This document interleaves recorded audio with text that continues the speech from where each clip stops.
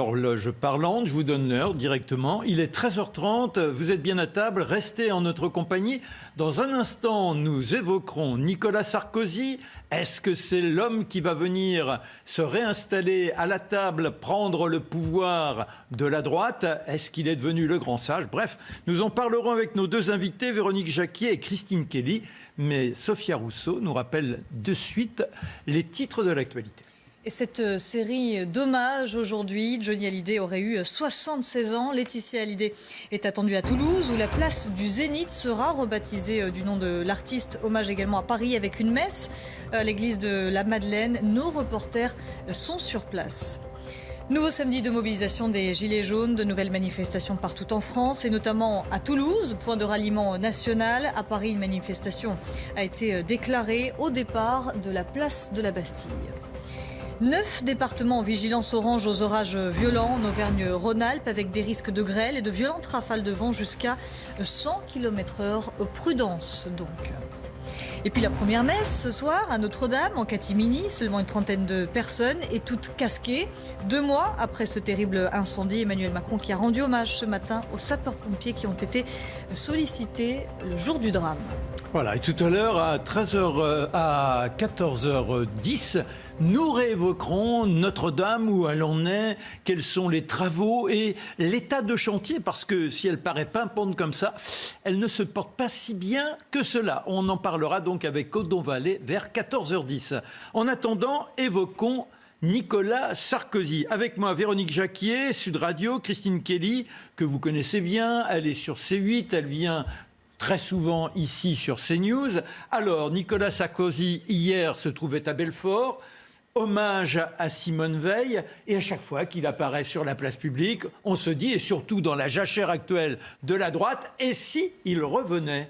Alors, par exemple, Christine Kelly, vous croyez qu'il est en embuscade? Alors c'est vrai qu'on l'appelle pour être sauveur, juge de paix, autorité morale, et pourquoi pas? Le problème, c'est qu'il dit qu'il a sa vie et que sa vie, c'est par les Républicains. Le problème, c'est qu'il a sa vie et il y a les envies. Sa vie, c'est effectivement être en retrait de la politique, être poursuivi par des affaires, inquiété par le parquet financier, on l'a vu hier, renvoyé en correctionnel, même s'il n'a jamais été condamné. Et puis il y a ses envies. On sent qu'il est dans la petite zone de confort, en dehors du parti, là où il est arrivé personnalité, deuxième personnalité préférée sur le sondage IFOP, parce qu'il n'y était jamais arrivé.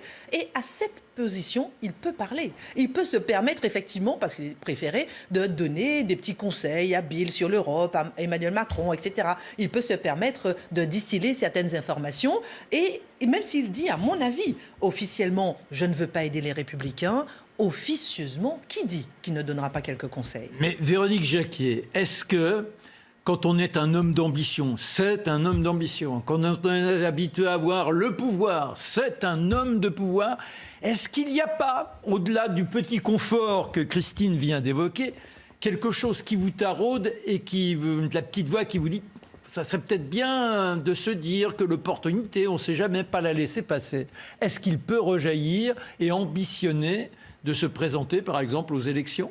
Alors non, je pense que c'est pas ce qu'il a à l'esprit. Hier, il a dit la politique n'est plus mon quotidien. Oui, mais ça, c'est ce qu'on dit. Non, mais je pense que c'est sincère pour plusieurs raisons. Il ne faut pas oublier qu'il s'est fait battre quand même à la présidentielle de 2012. Et il s'est fait battre très sèchement à la primaire de 2016. Il est quand même arrivé 3e dès le premier tour. Il s'est fait rétamer. Ça a quand même été une humiliation sans nom. Alors, dans le peuple de droite, dans le cœur des Républicains, il sait qu'il a encore une place dans le cœur des Républicains. Mais dans le peuple de droite, c'est pas si clair que ça. Il y a bon nombre d'électeurs de François Fillon de la primaire de 2016 et de la présidentielle de 2017 qui ont voté là pour La République en marche aux élections européennes. Donc, je pense sincèrement que Nicolas Sarkozy, c'est le parrain de la droite. Je vais vous donner une petite anecdote. Christian Jacob est en piste pour être le patron des Républicains en octobre prochain. Il y a de fortes chances pour qu'il le soit, parce que c'est un peu le dénominateur commun et qu'il n'a pas d'ambition présidentielle. Christian Jacob a déjà dit: si je suis le patron des Républicains, je ferai rentrer dans les instances dirigeantes François Baroin. François Baroin, c'est qui ? C'est le chouchou de Nicolas Sarkozy et c'est le choix de Nicolas Sarkozy que de placer François Baroin, son poulain, pour la prochaine présidentielle, en espérant que les Républicains soient capables de faire encore quelque chose de ce parti. Ça veut dire qu'aujourd'hui, on est dans la jubilation de la revanche.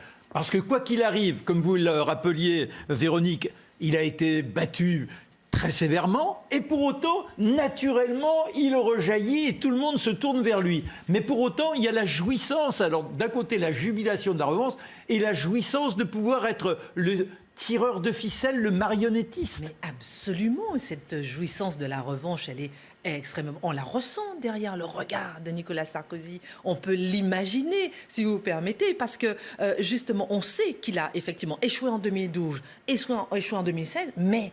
il est toujours au fait de la politique, il aime la politique, il est viscéralement politique. Oh, tous ses mots sont politiques. Et puis, il n'y a pas longtemps encore, il murmurait à l'oreille d'Emmanuel Macron. Il n'y a pas longtemps encore, il parlait encore à Emmanuel Macron, venait le chercher pour avoir des conseils. Donc là, pour la droite, il ressort. Et puis, il a toujours dit aussi, entre 2012, 2016, toutes ces dernières années, que oui, on m'appelle dans la rue, on m'appelle, on m'applaudit, on me demande de me positionner. Donc oui, il est dans la jubilation. Mais est-ce que ça veut dire, étant donné qu'il a cette oreille du président de la République, que d'un autre côté, les républicains les plus influents se tournent vers lui, est-ce qu'il peut être l'homme du ciment qui va permettre d'avoir une droite qui se retrouve d'autant plus auprès d'Emmanuel Macron pour donner un véritable socle au président de la République?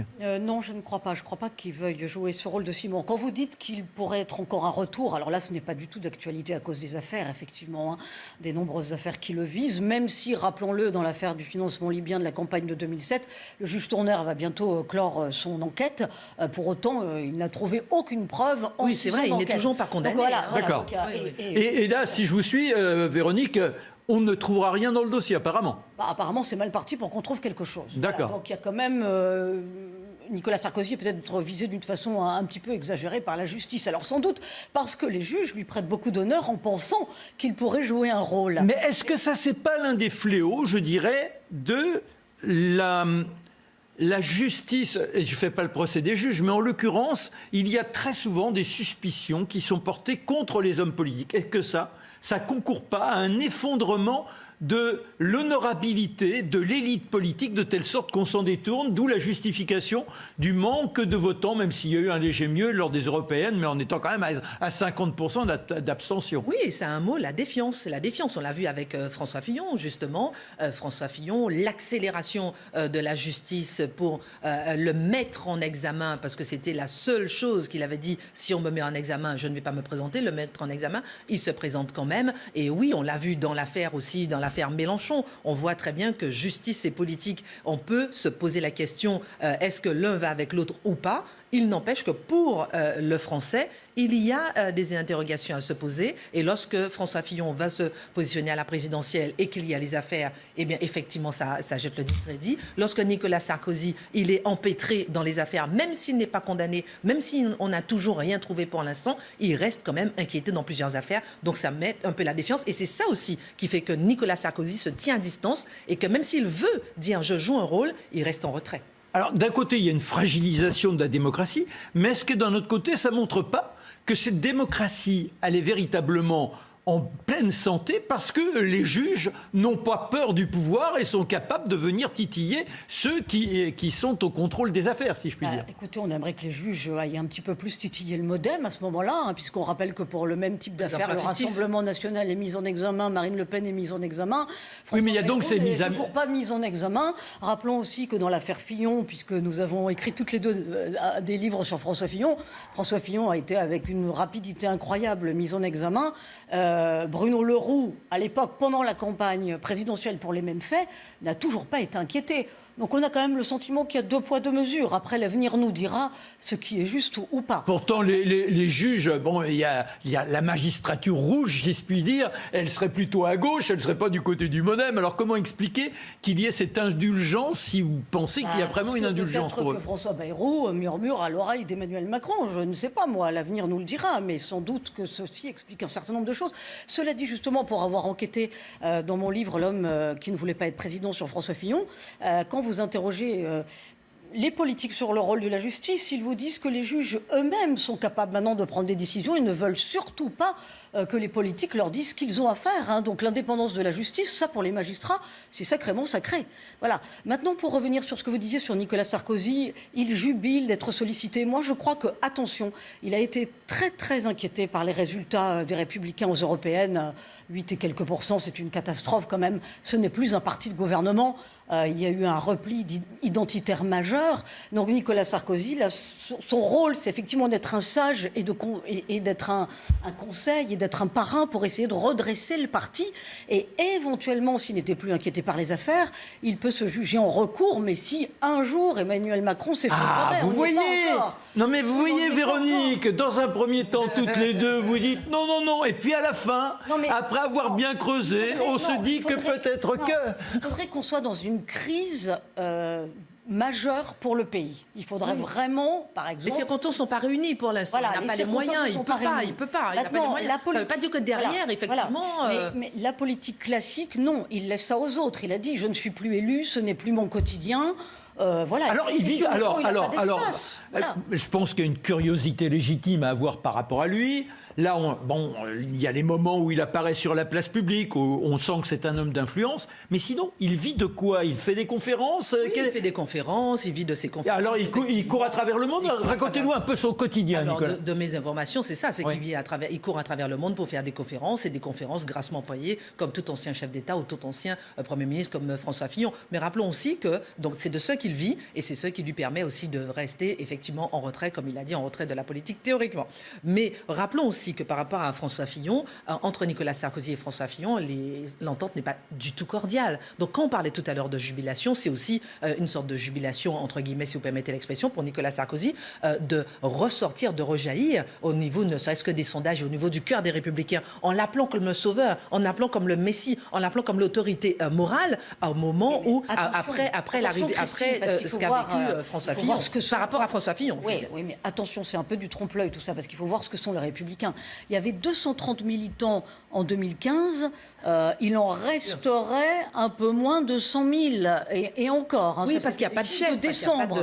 Voilà, bon, donc ça veut dire quand même qu'on a un parti qui est en lambeaux, donc être dans le cœur de quelques 100 000 personnes, ça fait pas beaucoup. Franchement, Nicolas Sarkozy, en 2007, avait réussi la synthèse de la droite populaire et d'une droite un peu identitaire, conservatrice. Il avait siphonné les voix du Front National. Bon, maintenant, il y a d'un côté le Rassemblement national qui prône une souveraineté nationale, de l'autre côté la République en marche qui prône une souveraineté européenne. Où est-ce que la droite peut encore trouver une place? Le gaullisme social, si on revient au gaullisme social. Mais ça, Nicolas Sarkozy le sait. François Mitterrand disait, la droite n'a pas d'idée, elle n'a que des intérêts. Et là, on le voit bien, il n'y a que de la petite politicaille pour défendre des intérêts. Alors évidemment, Nicolas Sarkozy... est tout à fait au fait de savoir qu'il est capable de faire de la grande politique, mais ce n'est plus son heure. Alors on verra si, dans quelques années, ce sera de... Alors, dans la grande politique, vous dites il voyage. Est-ce qu'aujourd'hui, quand il se retrouve aux côtés de Vladimir Poutine, est-ce qu'on fait attention? Et qu'attend-on d'un tête-à-tête entre Vladimir Poutine et Nicolas Sarkozy? On est dans une sorte de sympathie, on ne peut pas parler d'amitié, enfin je ne pense pas, mais où est-ce que là encore, l'homme d'État qui est au pouvoir aujourd'hui peut puiser des informations auprès de Nicolas Sarkozy, de trouver des éléments d'information sur ce qui se passe en France et mieux connaître par exemple le président Macron? Je pense que Nicolas Sarkozy, un ancien chef d'État français, qui n'est plus chef d'État, on n'est pas comme aux États-Unis, il est encore dans les parages. Regardons François Hollande, qui est encore là, regardons effectivement Nicolas Sarkozy. Et en plus, Nicolas Sarkozy, effectivement, lorsqu'on va consulter un Nicolas Sarkozy, on sait qu'on peut avoir effectivement des informations qu'il peut ou pas donner. Mais on sait qu'on ne consulte pas n'importe qui, effectivement. Donc même si en première ligne, il n'est pas chef du parti, il n'est pas en première ligne aux Républicains, mais ça reste un homme politique d'importance qui compte, qui a des informations et qui peut les donner ou pas, effectivement, à d'autres personnalités politiques. Alors, est-ce qu'il peut être un diplomate occulte? Par exemple, imaginons que le président Macron n'ait pas de contact avec X ou Y et Nicolas Sarkozy se retrouve dans le pays d'X ou Y. Est-ce qu'il y a une opportunité pour qu'il passe des éléments de contact qui le aident à cette diplomatie française ? Oui, sans doute. Pour l'amour de la France, pour le service de la France, ça peut s'entendre. Après, je pense que parfois, il ne faut pas voir des éléments où il n'y en a pas. Par exemple, quand il a rencontré en Russie Vladimir Poutine, il était au départ invité à Saint-Pétersbourg, si ma mémoire est bonne, par Maurice Leroy, son ancien secrétaire d'État à la ville, qui maintenant s'occupe du Grand Moscou. Voilà, donc c'est sur l'invitation de Maurice Leroy qu'il est allé en Russie et qu'il a rencontré Vladimir Poutine. Ce n'est pas Nicolas Sarkozy qui se dit tiens, je vais... Non, on est d'accord, mais on peut se le permettre. non, mais on n'imagine quand même pas Vladimir Poutine demandant si les disques de Madame Sarkozy se vendent bien. Donc, il cherche une information. Il y a quelque chose dans le rapport entre les deux hommes. Peut-être, pas forcément. Mais en tout cas, c'est vrai que s'ils se parlent, je pense qu'effectivement, ils ne parlent pas forcément de la pluie et du beau temps. Mais peut-être. En même temps, attention, hein, Nicolas Sarkozy, c'est quelqu'un qui est devenu extrêmement prudent. Hein. Plusieurs personnalités viennent le voir dans son bureau, essaient de lui arracher quelques informations, quelques petites réactions sur l'actualité. Il devient extrêmement prudent, extrêmement méfiant. C'est quelqu'un qui a été inquiété par des écoutes, etc. Donc, on peut éventuellement, effectivement, imaginer qu'il puisse parler, mais il reste extrêmement prudent dans sa façon d'aborder. D'accord, Christine, mais vous dites vous-même, et on l'a vu, Wauquiez père, paf, il a un déjeuner avec Nicolas Sarkozy. C'est-à-dire que... Non, mais attendez, ça s'explique aussi très logiquement. Il n'y a plus de chef. Il y a un vide immense. Qui le remplit? Qui est la figure tutélaire? C'est forcément Nicolas Sarkozy.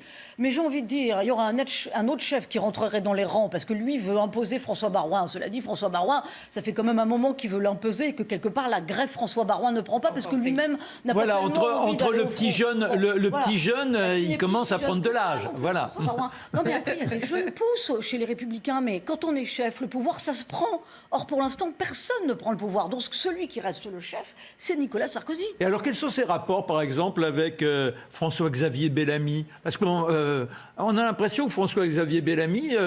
il a été là pendant les élections. On parle de la défaite de Wauquiez, et lui, il se trouve disculpé. C'est vrai, on a eu l'impression quand même que François-Xavier Bellamy a été positionné ponctuellement, monté. On a vu toutes les unes qu'il faisait justement pendant les européennes. Et pardonnez-moi l'expression, mais il a fait pchit. Donc effectivement, François-Xavier. Mais avec une belle image, d'une certaine façon, quand même. Oui, avec une belle image, mais il a quand même fait pchit. C'est-à-dire qu'on ne peut plus se permettre effectivement d'utiliser, de consulter, si on peut reprendre l'expression, François-Xavier Bellamy. Donc il ne compte presque plus, malheureusement, après l'échec des européennes. Et pour autant, c'est à la fois un échec, mais c'est une victoire pour lui parce qu'il va être à Bruxelles. N'oublions pas que Nicolas Sarkozy, on a peut-être aussi ras-le-bol, qu'on le sollicite, quand le parti est en miettes, quand ça va pas, quand c'est SOS Sarko, et quand tout va bien, finalement, tous les patrons se disent on peut se passer de lui, oulala, la figure tutélaire, qu'elle reste loin. C'était le cas, par exemple, de... Oui, un peu d'air, quoi. Voilà. Et souvenez-vous, pendant la campagne des Européennes, Nicolas Sarkozy n'a pas officiellement soutenu François-Xavier Bellamy. Pourtant, ça lui a été demandé. Il n'a pas fait un geste. Et pourquoi ce rejet ? Non, mais parce qu'il a dit qu'il est en retrait de la politique. Voilà, parce qu'il est en retrait de la politique. Et que, non, mais c'est compliqué aussi pour lui. Ça aurait été mal vu d'ailleurs. Ça aurait été mal vu s'il aurait soutenu officiellement François-Xavier Bellamy. Je crois qu'hier, sur la forme, il a envoyé un message, Nicolas Sarkozy. Je ne sais pas si vous avez fait attention à la façon dont il s'exprimait, dont il parlait. Oui. C'était quand même très politique, assez autoritaire. Oui, voilà, oui. Et ben, ça voulait dire, voilà, un patron, on dirait qu'il était en ça campagne. parle comme moi. Un patron, c'est comme moi. Donc prenez-en de la graine. C'est ça que ça voulait dire. C'est-à-dire que c'était plus l'exemple qu'il voulait donner, l'image à suivre, que je m'inscris à nouveau dans une démarche de conquête. Alors, revenons quand même sur les rapports avec le président Macron. Est-ce que ça ne peut pas agacer un homme comme Emmanuel Macron, qui s'est construit en dehors de tous les systèmes et dont on dit, dans la presse, quand il a un petit éclairage nécessaire, il se tourne vers l'ancien président qui a été battu. Est-ce que ce n'est pas quelque chose de difficilement admissible, ça Il peut, par exemple, faire ça pour nuire un peu à François Hollande, un peu titiller François Hollande. C'est encore important, ça, pour lui? Par exemple. Oui. Je pense, pour Emmanuel Macron. Il y a aussi un un autre regard par rapport au fait de Nicolas Sarkozy, c'est que Nicolas Sarkozy, oui, il n'est plus au pouvoir, etc., mais il compte encore. C'est un geste vis-à-vis des Républicains de dire « Coucou, je parle à votre chef ». Ça, de la part d'Emmanuel Macron. Et regardons encore, ça peut-être, je ne sais pas, ça peut énerver ou pas, en revanche, Emmanuel Macron, c'est le fait que Nicolas Sarkozy ait accepté l'intersyndicale de General Electric. C'est quand même pas n'importe quoi. Oui, c'est à leur demande, etc. C'est pas n'importe quoi. On est dans un dossier extrêmement chaud, extrêmement tendu, extrêmement politique. Et là, Nicolas Sarkozy met son grain de sel. Et entre les rapports dont vous parliez, Nicolas Sarkozy et Emmanuel Macron, oui, Emmanuel Macron a fait appel à plusieurs reprises au conseil, entre guillemets, de Nicolas Sarkozy. Mais que dit Nicolas Sarkozy? Il dit Emmanuel Macron ne m'a jamais écouté.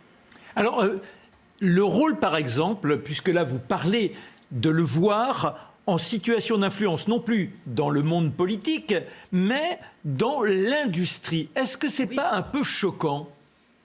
Non, je crois que vraiment là, il a voulu agir comme un ancien président, sans doute avec de l'empathie. Il a dit aux syndicalistes, ne vous laissez pas faire, c'est un dossier éminemment politique.